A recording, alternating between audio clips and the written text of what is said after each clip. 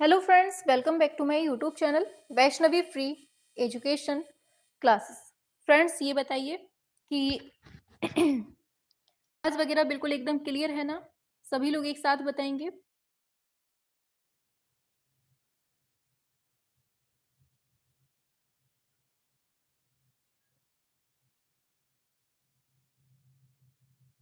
और देखिए, आप लोग एक चीज़ याद रखना कि जितने भी क्वेश्चंस करवा रहे हैं ना, ये वेस्टर्न आर्ट में आज आपकी लास्ट क्लास है। पहली बात तो यही जान लीजिए, ठीक। आज जो है ना, आज आपकी लास्ट क्लास है जिसमें हम लोग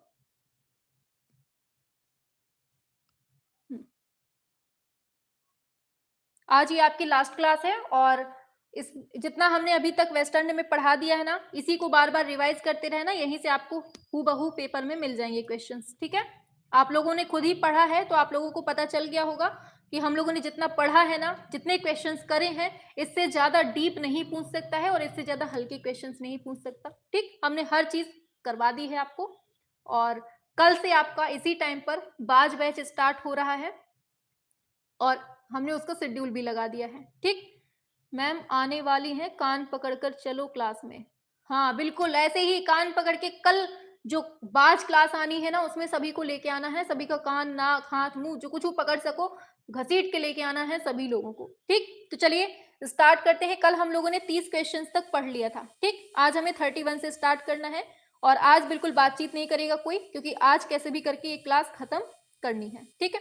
चलो, यहां तक हमने कल पढ़ लिया था, है ना। चलो 31 नंबर पे आओ। पूछा जा रहा है, नीचे दी गई सूची में से अति यथार्थवादी और नारीवादी मैक्सिकन महिला कलाकार की पहचान करना है। 31 नंबर पे आइए, क्या है इसका राइट आंसर? चलिए आ जाओ। हाँ, सभी को गुड इवनिंग। आ जाओ जल्दी से, फटाफट से आंसर करो। कैरोली शनीमैन है, एना मेडेंटा है, या फिर योको यूना है, या फ्रीडा कोहलो है। यति अति यथार्थवादी और नारीवादी मैक्सिकन महिला कलाकार की बात हो रही है और ये है फ्रीडा कोहलो। ऑप्शन डी हो जाएगा, ठीक है। चलिए आगे। The secret life of Salvador Dolly, ये पुस्तक के लेखक कौन है, ये पूछा जा रहा है। और इसको कब प्रकाशित किया जाता है? 1942 में किया जाता है। तो अब बताइए इसको किसने लिखा है? The secret life of Salvador Dolly. और इसका राइट आंसर हो जाएगा, सल्वाडोर डॉली ने ही इसको लिखा हुआ है, ठीक है। चलिए, अति यथार्थवाद के दर्शन पर सबसे रचनात्मक बौद्धिक प्रभाव डालने वाला सिद्धांत किसके थे? सिगमंड फ्राइड के, लैकन, कार्ल जंग, इनमें से कोई नहीं। बताइए क्या है राइट आंसर? 33। और इसका सही हो जाएगा सिगमंड फ्राइड, इसका सही आंसर हो जाएगा। आगे, प्रसिद्ध अति यथार्थवादी कलाकार मैक्स अर्नस्ट का जन्म कौन से देश में होता है, ये बताइए। 34 का राइट आंसर क्या होगा? सभी लोग एक साथ करेंगे। हाँ बिल्कुल सही है, ऑप्शन ए हो जाएगा, ये जर्मनी में हुआ था। आगे, एक जर्मन चित्रकार, मूर्तिकार, ग्राफिक कलाकार और कवि मैक्स अर्नस्ट किस कलावाद के अग्रणी थे? बताइए। दादावाद आंदोलन के, दादा आंदोलन, अति यथार्थवाद, ये दोनों के ही, या इनमें से कोई नहीं? बताइए 35 नंबर पे। हाँ बिल्कुल सही है, ऑप्शन सी हो जाएगा, ये दोनों से ही संबंध है इनका, दादा आंदोलन और अति यथार्थवाद। मतलब ऑप्शन सी हो जाएगा इसका करेक्ट आंसर। आगे, फ्रोताज टेक्निक पूछी है, एक ऐसी टेक्निक जो वस्तुओं के पेंसिस रबिंग का उपयोग करती है। और पूछा जा रहा है इसका आविष्कार किसने किया था, ये बताइए।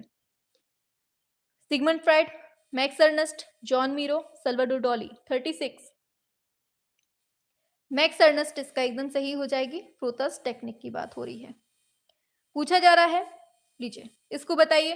37 नंबर पे आएंगे सभी लोग। और देखिए जितने क्वेश्चंस आपको मिल रहे हैं ना, सारे क्वेश्चंस एकदम सिलेक्टेड हैं, इसलिए सारे क्वेश्चंस अच्छे से पढ़ना है। हाँ, पूछा जा रहा है ग्रेटाज पद्धति। बताइए, ग्रेटाज पद्धति एक एनालॉग टेक्निक जिसमें पेंट को स्क्रैप किया जाता है और कैनवास के ऊपर वस्तुओं के निशान को प्रकट किया जाता है, किसके लिए जाना जाता है, ये बताना है आपको। सभी लोग बताएंगे 38 नंबर पे।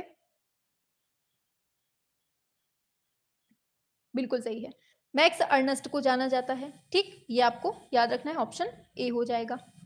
आगे, अति यथार्थवाद कलाकार का नाम बताएं जो पक्षियों के प्रति आसक्त और उसके पास अल्टर ईगो नामक पक्षी था? किसकी बात हो रही है? Max Ernst, de Chirico, Joan Gris, Paul Nash. बताइए 38 पे क्या होगा राइट आंसर? हाँ, तो याद रखना ऑप्शन ए हो जाएगा, मैक्स अर्नस्ट इसका एकदम राइट आंसर, ऑप्शन ए सही हो जाएगा। आगे, एक दार्शनिक आंदोलन के रूप में शुरू हुआ जिसने कहा कि दुनिया में सच्चाई खोजने का तरीका तार्किक विचारों की अपेक्षा अवचेतन मन और सपनों के माध्यम से था। किसकी बात हो रही है? अभिव्यक्तिवाद, प्रभाववाद, रोमांसवाद, अति यथार्थवाद। बताइए 39 का क्या है राइट आंसर? हाँ, तो इसको हम बोलेंगे अति यथार्थवाद की बात हो रही है, ऑप्शन डी हो जाएगा। ठीक है, चलिए। जाने माने कलाकार हैं सल्वाडोर डॉली, ये किस आंदोलन से संबंधित हैं? बताइए, घनवादी, बिंदुवादी, प्रभाववादी, अति यथार्थवादी। क्या होगा राइट आंसर 40 का? तो याद रखना है ऑप्शन डी, अति यथार्थवादी इसका राइट आंसर, ऑप्शन डी हो जाएगा। सल्वाडोर डॉली का जन्म कौन से देश में होता है? इंग्लैंड में, इटली में, स्पेन में, जर्मन में। कहां पर होता है? 41 पे आइए। बिल्कुल सही है, ऑप्शन डी, जर्मन में इनका जन्म होता है। ठीक है, चलिए। एक ऐसे कलाकार का नाम बताना है जो 20वीं शताब्दी की शुरुआत में अवांत गार्डे कला में सबसे महत्वपूर्ण, अति यथार्थवादी और एक केंद्रीय व्यक्ति थे। मन रे, George grass, Salvador Dolly, Paul Nash. बताइए। तो बात हो रही है सल्वाडोर डॉली की, ऑप्शन सी ही इसका राइट आंसर हो जाएगा। आगे बढ़ेंगे। विख्यात कलाकार आंध्र मेशन, ये किस कलात्मक आंदोलन से संबंधित है? ये बताना है। क्या होगा राइट आंसर? आध्यात्मिक कला, अति यथार्थवाद, यथार्थवाद, अभिव्यक्तिवाद। बताइए 43 का राइट आंसर क्या है? 41 का सी, एक सेकंड, गलत बता दिया क्या किसी में? सल्वाडोर डॉली का जन्म, अरे सॉरी सॉरी सॉरी, हमें लगता है कुछ गलत बोल गए। स्पेन ही होगा इसका राइट आंसर। ठीक है, स्पेन ही है इसका सही। ठीक है, हाँ हाँ, स्पेन है। ठीक है, हाँ, चलिए। 43 हो गया, 44 पे आइए। पूछा जा रहा है, little machine constructed by Minimax data max in person mix media कला है कि? हाँ, उसका स्पेन ही होगा, उसको करेक्ट कर लीजिएगा। ठीक है, हाँ, इसको बताइए 44 का क्या है? क्या हो जाएगा? हम मैक्स अर्नस्ट समझ गए थे, उसमें हमने सल्वाडोर डॉली को ध्यान नहीं दिया था। इसको बताइए क्या है? ऑप्शन डी हो जाएगा, मैक्स अर्नस्ट इसका राइट आंसर, ऑप्शन डी हो जाएगा। ठीक है, चलिए आगे चलते हैं। कथन और कारण दिया गया है आपके सामने। दिया जा रहा है कि दृष्टि की सतता इस बात की व्याख्या करती है कि तीव्र गति से सिलसिलेवार ढंग से दिखाई जाने वाली छवियों को मानव की आंख चलचित्र के रूप में ग्रहण करेगी। ये बात बोली है इसने, और फिर बोली जा रही है इसमें, दृष्टि की सतता फ्लिप बुक में प्रयुक्त एक, ये दोनों ही सही मान के लगाओ। ठीक है, सीधा दोनों ही सही। जब ऐसे कोटेशन दे देना तो समझ जाना कि दोनों ही सही होगा, इसका कुछ और सही हो ही नहीं सकता, और इसका सही यही होगा। ठीक, चलो आगे बढ़ते हैं नेक्स्ट पर। मैक्स अर्नस्ट किससे संबंधित है? बताओ। अति यथार्थवाद, भविष्यवाद, उत्तराधुनिकवाद, दादावाद। किससे संबंधित है 46 पे? मैक्स अर्नस्ट बिल्कुल सही है, ऑप्शन ए अति यथार्थवाद हो जाएगा। आगे, ब्लू सर्कस किसने चित्रित किया है 1950 में? Henri Matisse, Marc Chagall, Max Ernst, Joan Miro. 47 पे बताइए। हाँ, सब जगह पूछे जाते हैं ये सारे क्वेश्चंस, चाहे कहीं कभी किसी भी स्टेट का पेपर दे देना। सी एकदम सही, सॉरी, मार्क शागाल, सी सी बिल्कुल सही आ रहा है आप लोगों का, ऊपर लिख गया है मार्क शागाल, इसका एकदम राइट आंसर हो जाएगा। ठीक है, हाँ, अरे आगे बढ़ते हैं। पूछा जा रहा है, नींद पेंटिंग किसकी है? ये बताओ। नींद, Pablo Picasso, Salvador Dali, Ramnath Pasricha, Monet. बताइए नींद की बात हो रही है, क्या होगा? नींद की बात हो रही है तो बिल्कुल सल्वाडोर डॉली इसका राइट आंसर हो जाएगा, इन्होंने ही बनाया है। आगे चलते हैं। दिया जा रहा है, ये करंट का क्वेश्चन है, इसको हटा दीजिए। ठीक है, ये पूछा जा रहा है आपसे, पूछा जा रहा है कि museum of modern art New York में सुरक्षित द सॉन्ग ऑफ लव क्या है? द सॉन्ग ऑफ लव 1914 ईस्वी में बनता है कैनवास पर तेल रंग माध्यम में। ये किसकी पेंटिंग है? ये बताओ। बताओ, जॉर्ज वसारी की है, या फिर पिकासो की है, या चिरिको की है, या एफएन सूजा की है? बताइए क्या होगा 50 नंबर पे। तो ये चिरिको महोदय की है। किसकी है ये? चिरिको की है। ऑप्शन सी इसका एकदम सही हो जाएगा। जीके अभी नहीं पढ़ाई है हमने पूरी, आप परेशान मत होइए, नेक्स्ट वैकेंसी वालों के लिए। ठीक, 50 तक हो गए ये। चलिए रुकिए, हम करते हैं जादू फटाफट से, रुकिएगा।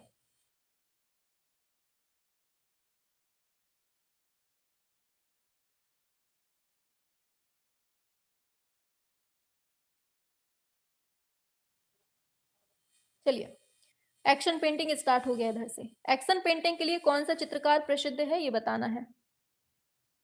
मैम न्यू वाला क्वेश्चंस भी करा दीजिए। हाँ, न्यू क्वेश्चंस भी करवाएंगे, परेशान मत होइए।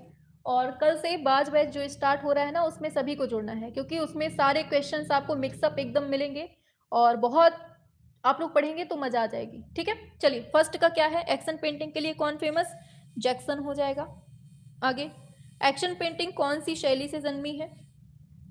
बताओ जल्दी से, कौन सी शैली से एक्शन पेंटिंग का जन्म हुआ है? बताओ फटाफट से।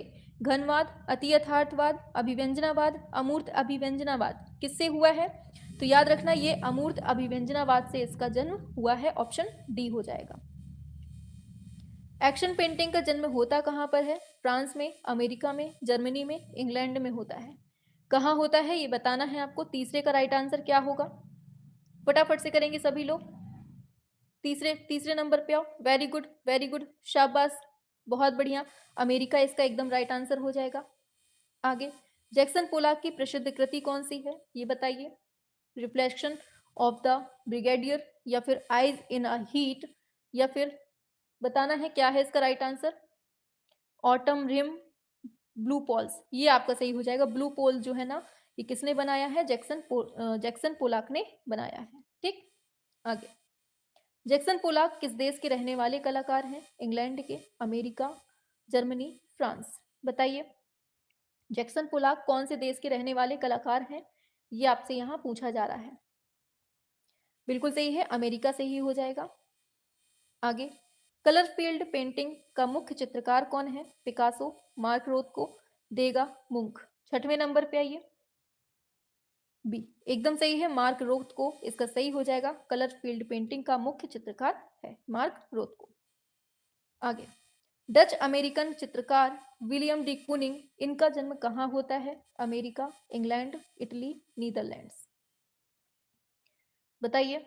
और आज रात 10 बजे से लेकर 10:30 बजे के बीच में एक वीडियो आने वाली है आपके सामने, उस वीडियो को आपको पूरा देखना है। ठीक है, 12 मिनट की वीडियो है। बिल्कुल सही, ऑप्शन डी नीदरलैंड हो जाएगा।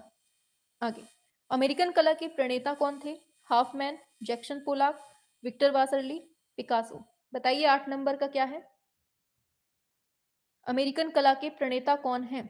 बिल्कुल सही है, ऑप्शन बी जैक्सन पोलाक हो जाएगा। आधुनिक अमेरिकन कला का एक नया नमूना क्या है ये बताइए। मिनिमल आर्ट, स्वाटनल art, folk art, classical art, और इसका सही है मिनिमल आर्ट, एकदम सही हो जाएगा। ऑप्शन ए करेक्ट हो जाएगा। आगे, समसामयिक कला क्षेत्र में महत्वपूर्ण स्थान प्राप्त किया कौन सी कला ने? मनोवर्धक कला, अमेरिकन कला, यथार्थवाद ने, लोक कला ने। 10 नंबर पे आएंगे। समसामयिक कला क्षेत्र में महत्वपूर्ण स्थान प्राप्त किया है किसने? अमेरिकन कला ने। ऑप्शन बी हो जाएगा। आगे पूछा जा रहा है, यह एक अत्यधिक लागत वाली अमूर्त सांकेतिक चित्रकारी है जिसमें चित्रकारी के दौरान एक चित्रफलक पर गतिपूर्वक छिड़काव करके, फैलाकर या बूंद बूंद कर कर टपकाकर की जाने वाली आवेशपूर्ण शैली है जिसे खास कार्यस्थल के सामने की ओर रखा जाता है। वो कौन सी शैली है ये पूछा जा रहा है। 11वें पे आइए। बिल्कुल सही है, एक्शन चित्रकला को ही ये सब होता है इसमें। ठीक है, चलिए। एक्शन पेंटिंग के लिए सबसे महत्वपूर्ण कलाकारों में से एक की पहचान करना है। मार्शल दुनशा, पॉल क्ली, जॉन मीरो, जैक्सन पोलाक, बताइए 12वें का क्या है राइट आंसर। ये सारे क्वेश्चंस आप लोग पढ़ चुके हैं तो आप लोग फटाफट से आंसर कर रहे हैं, है ना, इसीलिए स्पीड भी हम लोग थोड़ा फास्ट चलेंगे। जैक्सन पोलाक हो जाएगा। आगे, 1240 से 50 के दशक के अमेरिकी अमूर्त अभिव्यंजनावाद के सबसे महत्वपूर्ण कलाकार कौन है? बताइए। कैसे भी घुमा के पूछ ले, आप लोगों ने अगर क्वेश्चन सॉल्व कर लिए हैं ना, तो इससे बाहर नहीं पूछेगा, ठीक है? आप इतने क्वेश्चन सॉल्व कर लीजिए जितने हमने वेस्टर्न में करवाए हैं। इन सबको पढ़ने के बाद आप कोई भी प्रैक्टिस सेट सॉल्व करिएगा, आपको इससे बाहर क्वेश्चन नहीं मिलेगा। देखेंगे आप लोग कहीं भी कोई भी स्टेट में दे लीजिएगा, इससे बाहर पूछ ही नहीं सकता है। ऑप्शन ए जैक्सन पोलाक हो जाएगा, ठीक। बहुत रेयर केस होगा जो अलग से पूछ ले, इतने से ही पूछ लेगा आपसे। पूछा जा रहा है एक्शन पेंटिंग शीर्षक का प्रयोग पहली बार 1952 में अमेरिकी आलोचक के द्वारा किया गया था। उस कला आलोचक का नाम बताना है, ये बताइए। Harold Rosenberg, Herbert read, Lucy leopard या फिर रोजनबर्ग। क्या है सही? तो याद रखना हेरोल्ड रोजनबर्ग है, ठीक है, रॉबर्ट नहीं है, हेरोल्ड है। ऑप्शन ए हो जाएगा। आगे कलर फील्ड पेंटर कौन है? मार्क रोथको, पॉल क्ली, जैक्सन पोलाक, ब्रिजेट रिले। बताइए 15 नंबर पे क्या है सही? कलर फील्ड पेंटर कौन है, ये पूछा जा रहा है आपसे। चलिए बहुत बढ़िया, तो मार्क रोथको है, अभी अभी पढ़ा है हम लोगों ने। चलिए औप कला का आरंभ किसने किया था, ये बताइए। Kokoschka, Victor वासरली, पिसारो, Bullard. क्या है सही आंसर? सभी लोग बताएंगे एक साथ। बी एकदम सही है, विक्टर वासरली। ऑप्शन बी सही हो जाएगा। आगे विक्टर वासरली का जन्म कहाँ होता है? हंगरी में, अमेरिका में, ब्रिटेन में, फ्रांस में। कहाँ होता है? बताइए इनका जन्म। ऑप्शन ए बिल्कुल सही है, हंगरी में होता है। विक्टर वासरली का जो जन्म है वो कहाँ होता है? हंगरी में होता है, याद रखना है। तीसरे पे आते हैं। हेलन फ्रैंक थेलर तथा एलिजबर्ट कैली, इनका संबंध नेत्रीय कला के अतिरिक्त और कौन सी अन्य कला से रहा है? बताइए। नेत्रीय कला, रंग क्षेत्रीय कला, मनोविस्तारक कला, पॉप कला। बताइए क्या है राइट आंसर तीसरे का? फटाफट करेंगे आंसर। बिल्कुल बहुत बढ़िया आंसर कर रहे हैं आप लोग। ऑप्शन बी रंग क्षेत्रीय कला इसका सही हो जाएगा, ऑप्शन बी नंबर। आगे ऑप आर्ट कैसी होती है? सजावटी कला है, घनवादी कला है, नेत्रीय कला है, समकालीन कला है। ऑप आर्ट कैसी कला है? बताइए। ये एक तरह की नेत्रीय कला होती है op art.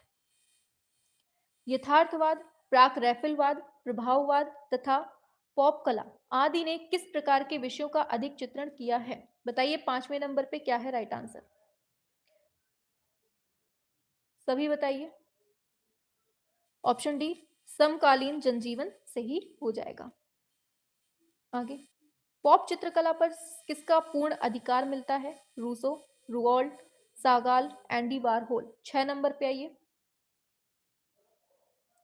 D Andy Warhol इसका सही हो जाएगा, ऑप्शन डी करेक्ट हो जाएगा।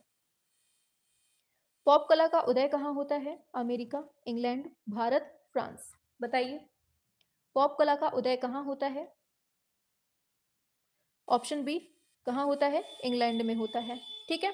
चलिए इंग्लैंड में किस पॉप कलाकार की प्रथम कृति प्रदर्शित हुई थी? Hamilton, Peter Blake, Peter Philip, Kitaj. 8वें पे आइए। ऑप्शन ए हो जाएगा हैमिल्टन, ठीक है।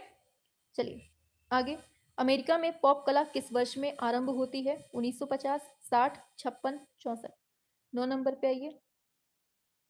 ऑप्शन बी हो जाएगा 1960 में आती है। आगे इनमें से कौन अमेरिकी पॉप कलाकार नहीं है? Andy Warhol, Lichtenstein, Jim Dine, Joe Tilson. बताइए। अमेरिकी पॉप कलाकार नहीं है तो ये तो तीनों हैं ही, ठीक है। जॉटिल्सन इसका गलत आंसर हो जाएगा, ऑप्शन डी करेक्ट हो जाएगा, ठीक है। चलिए चाइल्ड्स ब्लू वॉल इंपॉर्टेंट है, ये किस कलाकार की कृति है? बताइए। चाइल्ड्स ब्लू वॉल, बताइए चाइल्ड्स ब्लू वॉल ये किस पॉप कलाकार की कृति है? जिम डाइन, वारहोल, ओल्डनबर्ग या फिर कीन होल्ज।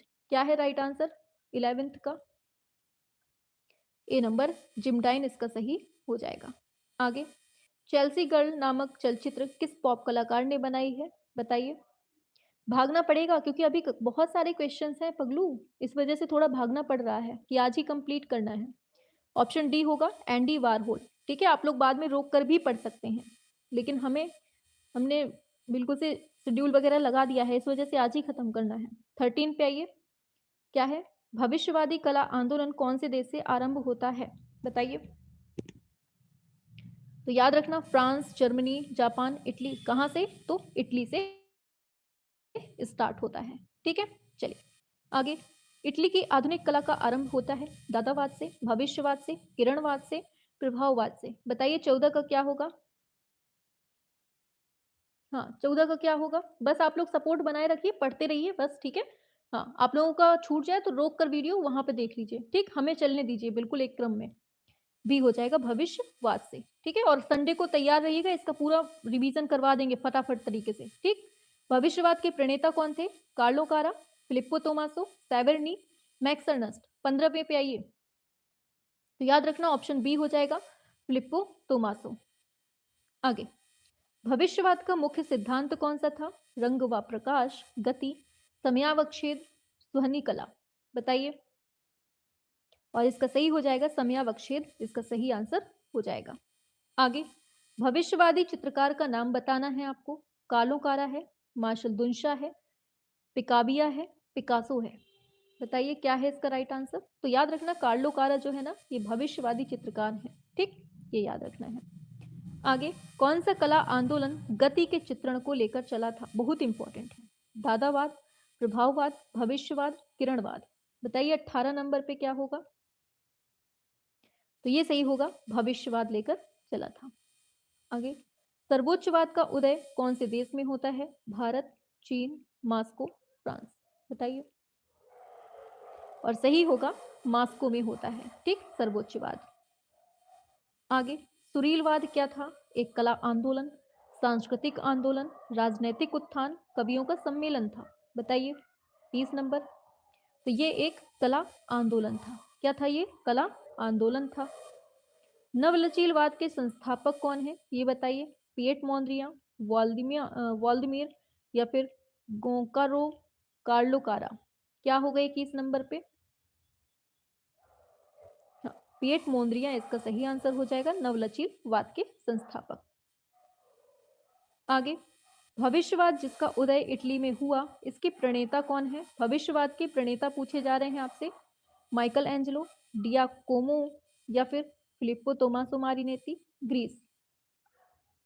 कौन है? बिल्कुल सही है, फिलिप्पो तोमासो मारिनेती इसका सही हो जाएगा।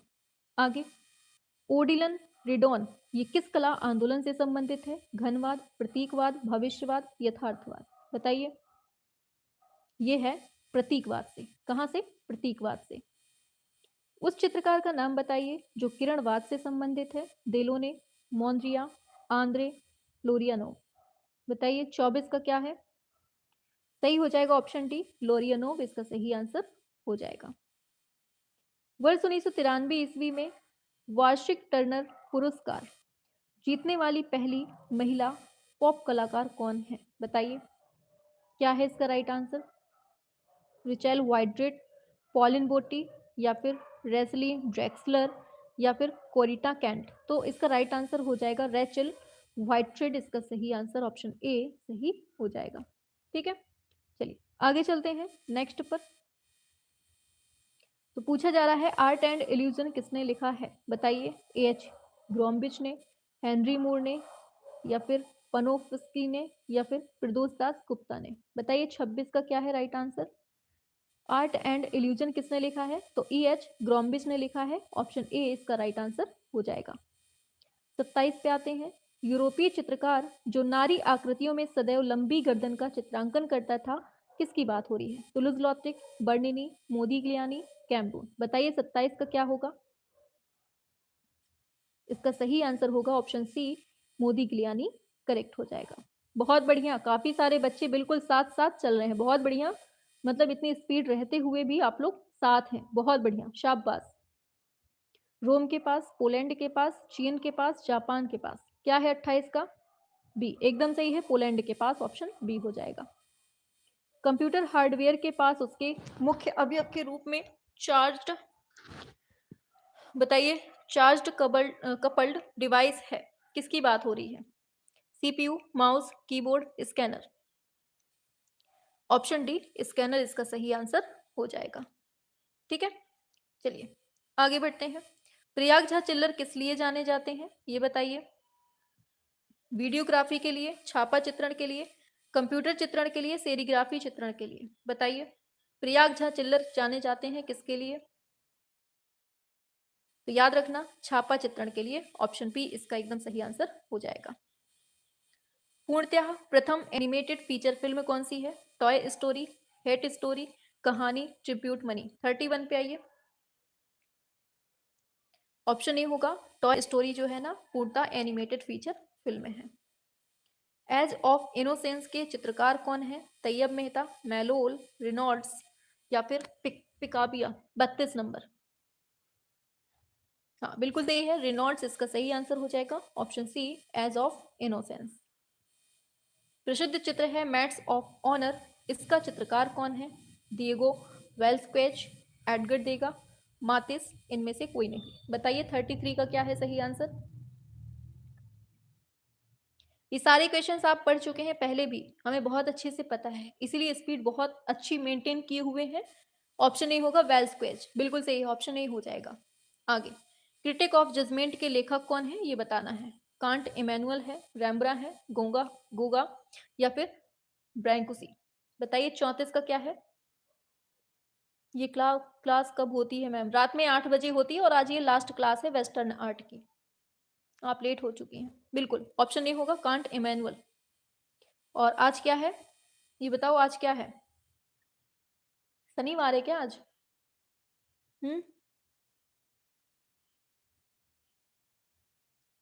शुक्रवार है। तो इस वाले संडे को छोड़कर जो नेक्स्ट संडे आएगा ना उसमें हम एक मैराथन लगवाएंगे, ठीक है। तो मैराथन में हम लोग कोशिश करेंगे कि ज़्यादा से ज़्यादा क्वेश्चंस हो सकें, ठीक है। 2 से ढाई घंटे की क्लास एक मैराथन लगाते हैं, ठीक। उसमें हम लोग वेस्टर्न आर्ट के जितने क्वेश्चंस हम लोगों ने किए ना वो सारे क्वेश्चंस का रिवीजन करवाएंगे, ठीक है। हाँ चलिए, ला फिगारो पूछा गया है नामक पत्रिका का प्रकाशन हुआ था, बताइए।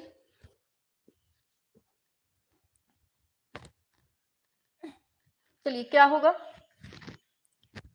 हाँ 35 नंबर पे आते हैं, बिल्कुल सही है, ऑप्शन ए एकदम राइट है, पेरिस हो जाएगा, ठीक है। चलो आगे बढ़ते हैं नेक्स्ट पर।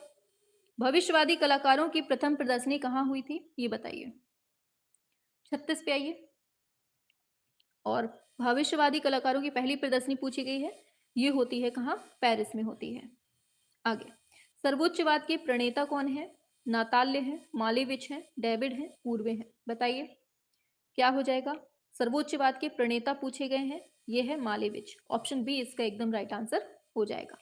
आगे, भंवरवादी चित्रकारों की पहली प्रदर्शनी कब आयोजित होती है? 1920 में, 1915 में, 1911 में, 1925 में। बताइए 38 का क्या होगा, सभी लोग करेंगे।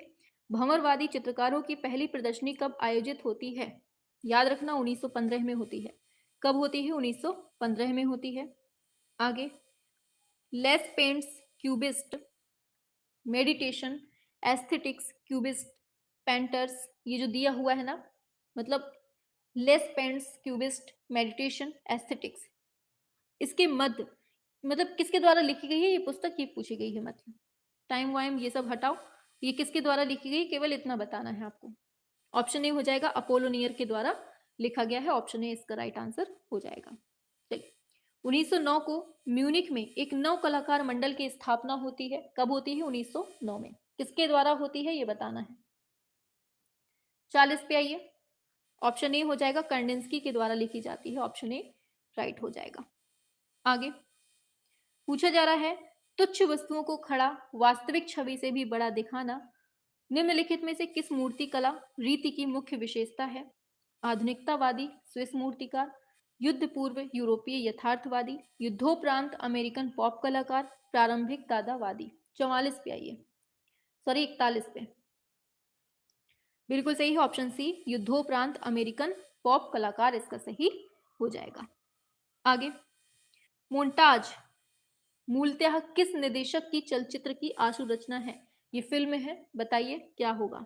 Vault Disney, Spielberg, Eisenstein, Pasolini. 42 पे आइए। और सही होगा Walt Disney, option A correct हो जाएगा। डिप्टिज या ट्रिप्टिज, ये चित्र किसका है बताइए?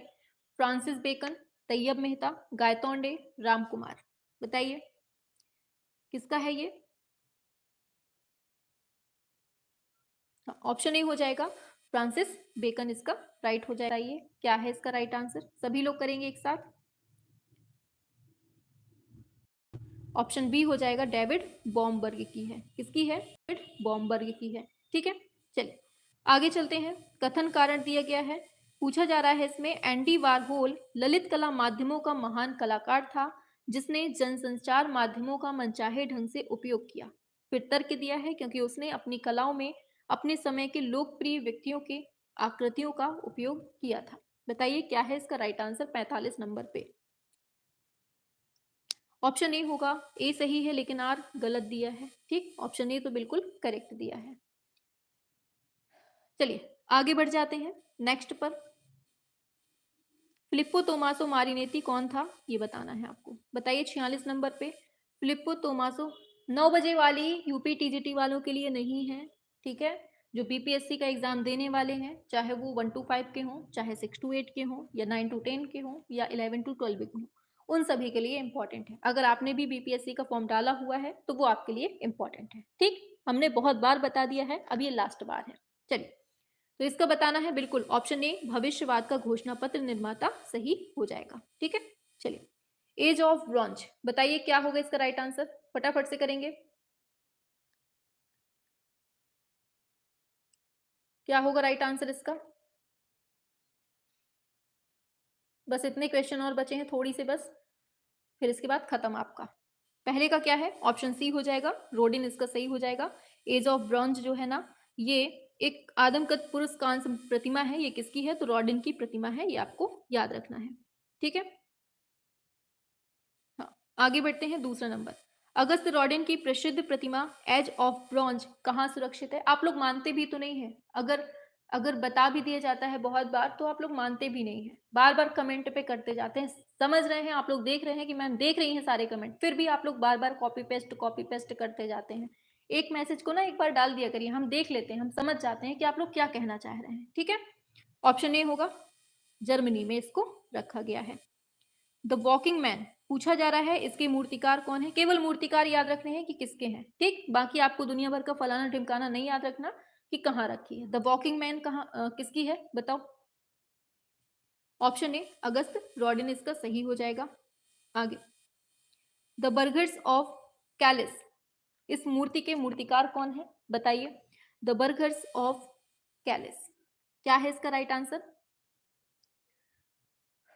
याद रखना ऑप्शन डी हो जाएगा, अगस्त रॉडिन इसका सही ऑप्शन डी हो जाएगा। आगे बढ़ते हैं।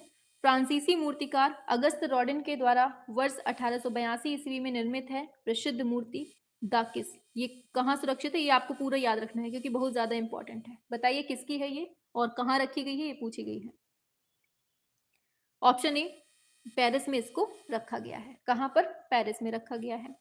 आगे, आधुनिक यूरोपीय कला में प्रथम चलित मूर्ति शिल्प का सृजन किसने किया है ये बताइए? Alexander Calder, Maillol, David Smith, Barbara Hepworth. बताइए 6 नंबर का क्या है राइट आंसर? बिल्कुल ऑप्शन ए हो जाएगा, अलेक्जेंडर कार्लर इसका राइट आंसर ऑप्शन ए हो जाएगा। ठीक है, आगे चलते हैं।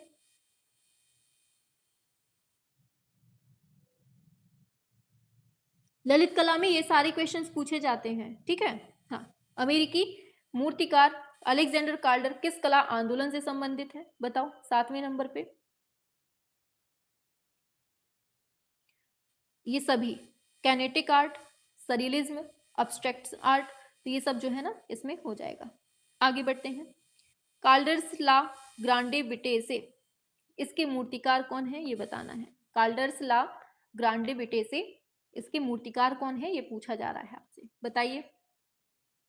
तो याद रखना अलेक्जेंडर कार्लर ने इस मूर्ति को बनाया है। ठीक, आगे पूछा जा रहा है ट्राइस डिस्क्यूअस मूर्ति को सेंट हेलेन द्वीप पार्क, क्या है? ट्राइस डिस्क्यूअस, इस मूर्ति को सेंट हेलेन द्वीप पार्क जीन ड्रेप्यू मॉन्ट्रियल क्यूबेक में एक्सपो 67 के लिए किसने डिजाइन किया था? इंपॉर्टेंट है। रामवी सुतार, अनीश कपूर, अलेक्जेंडर कार्डर, हेनरी मूर। बताइए क्या है राइट आंसर 9th का? इतना पढ़ लीजिए पहले। बीपीएससी वाले रात को 9 बजे, अंकुश जी रात को 9 बजे बात करेंगे, ठीक है? इस बात यहाँ पर आप लोग अच्छे से पढ़ लीजिए। डी हो जाएगा अलेक्जेंडर कॉल्डर। आगे, अलेक्जेंडर कॉल्डर किस रूप में जाने जाते हैं? मूर्तिकार, चित्रकार, ग्राफिक कलाकार, कला इतिहासकार। बताइए क्या है इसका राइट आंसर? ऑप्शन ए हो जाएगा मूर्तिकार। क्या होगा? ऑप्शन ए मूर्तिकार। किस मूर्तिकार को लीजन ऑफ ऑनर से सम्मानित किया है? हेनरी मूर, अगस्त रॉदिन, रॉबर्ट मॉरिस, टोनी स्मिथ। 12वें पे आइए। ऑप्शन बी अगस्त रॉदिन इसका सही आंसर हो जाएगा। आगे, कथन और कारण दिया गया है। पूछा जा रहा है रोंदा जो है वो प्रतीकवादी के साथ साथ प्रभाववादी भी है, क्या ये बात सही है? तो बिल्कुल सही बात है, ठीक है।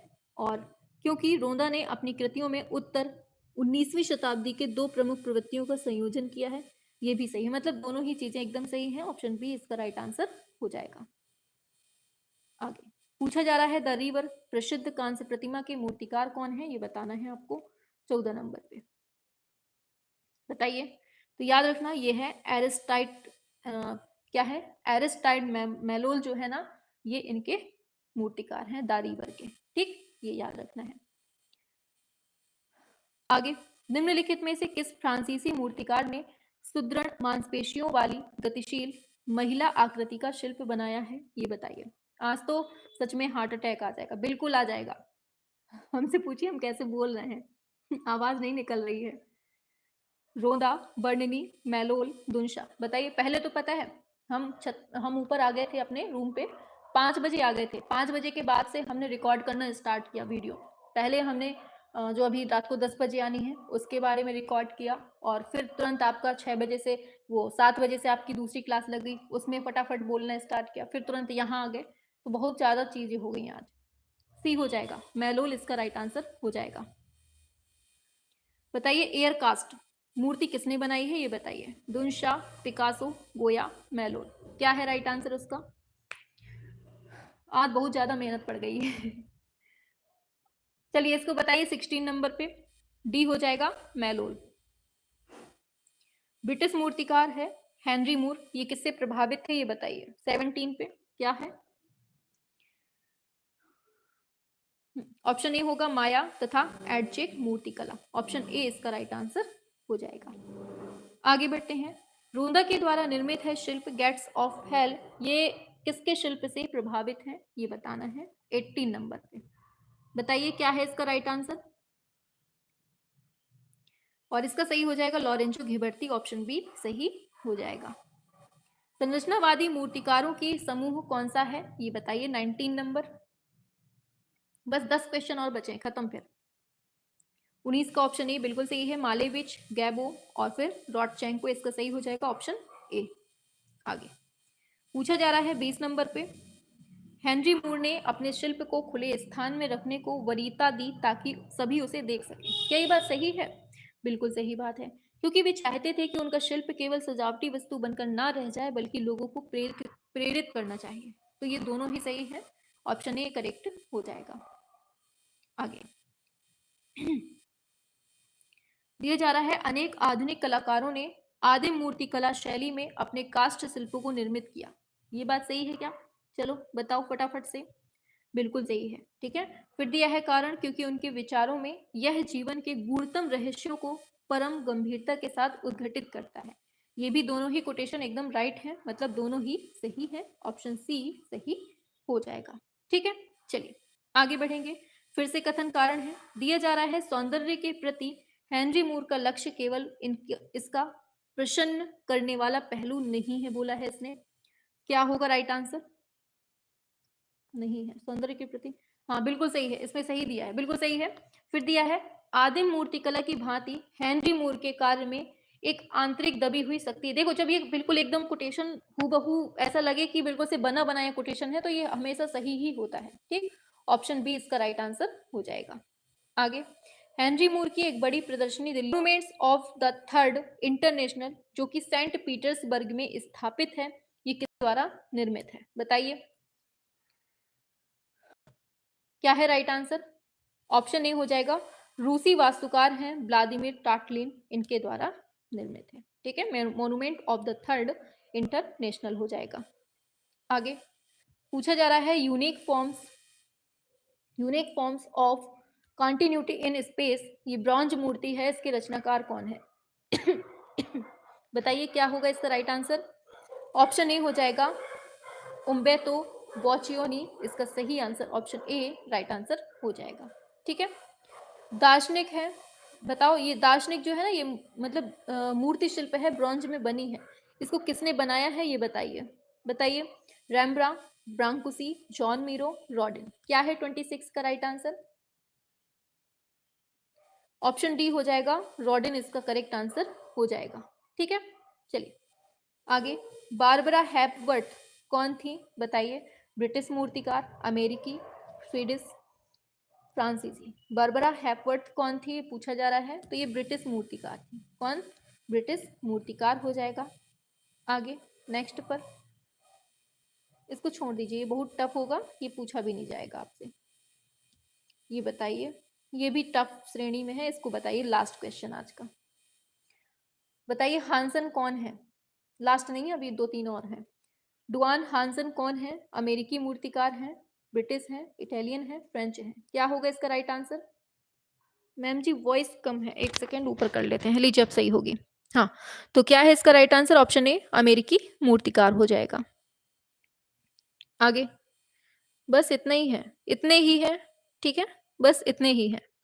तो आपकी जो है ना, यहाँ से वेस्टर्न आर्ट जो है वो बिल्कुल एकदम समाप्त हो जाता है। वेस्टर्न आर्ट जो है ना, यहाँ से खत्म हो जाता है। ठीक है, तो कल से जो है ना आपका बाज क्लास स्टार्ट हो रही है। कौन सी? हार्ट अटैक का क्लास? समझ नहीं आया। अच्छा मैम, हमारी बात क्यों नहीं सुनती हैं? क्या हो गया माई म्यूजिक बबुआ? इस बुक का नाम वेस्टर्न आर्ट है। पागलो, क्वेश्चंस करवा रहे हैं, क्वेश्चंस पे दिमाग नहीं है, यहाँ वहाँ की बातों में बस दिमाग रहता है। Ma'am water P low. हाँ जा रहे हैं, बस नीचे जा रहे हैं, पानी वानी पी के फिर तुरंत आना पड़ेगा, अभी दूसरी फिर से क्लास लगी हुई है। मैम मजा आ गई। हाँ जो लास्ट वाले, ये जो लास्ट चैप्टर था ना, ये थोड़ा सा हाई लेवल का था, बहुत मतलब टफ लेवल का, लेकिन आपको कोई भी क्वेश्चन छोड़ना नहीं है, ये समझ के कि टफ होंगे। ठीक है, क्वेश्चंस पूरे कर लीजिएगा, और इतने से बाहर हमें नहीं लगता कि पूछेगा पेपर में। इन्हीं से 5 या 6 क्वेश्चन, 7-8 जितने भी उठाएगा ना, इतने से ही उठाएगा। ठीक,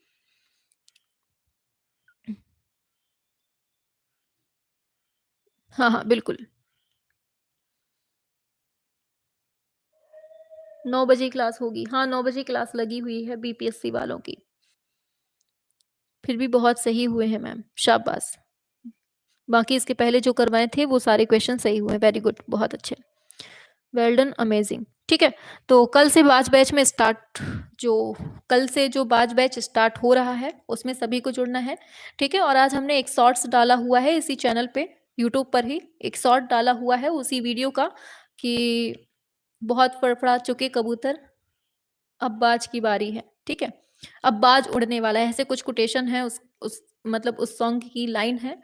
तो आप लोग जाइएगा, उसमें कमेंट बॉक्स पे लिखिएगा जरूर कि हाँ मैम हम लोग रेडी हैं इस क्लास के लिए। ठीक है, तो अभी फटाफट से जाइए, शॉर्ट्स वीडियो जो डाली गई है ना, उस शॉर्ट्स वीडियो को देखिए, उसमें आप लोग कमेंट करिए कि जी मैम हम रेडी हैं, कल से हम लोग उपस्थित होंगे। ठीक है, चलिए।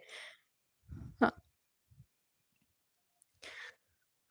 बिहार स्टेट के लिए क्या पढ़ना पड़ेगा दीदी? ललित कला का। देखिए अंकुश जी, हम आपको बता दें, शाम को 7 बजे, रात को 8 बजे और रात को 9 बजे, ये तीनों क्लास आपको पढ़नी है, लगातार कंटिन्यू पढ़नी है। ठीक है, और बीपीएससी के लिए हम ऑलरेडी पहले भी पढ़ा चुके हैं, तो उनको भी साथ में पढ़ लीजिएगा, जो मतलब पढ़ा चुके हैं ना हम पहले,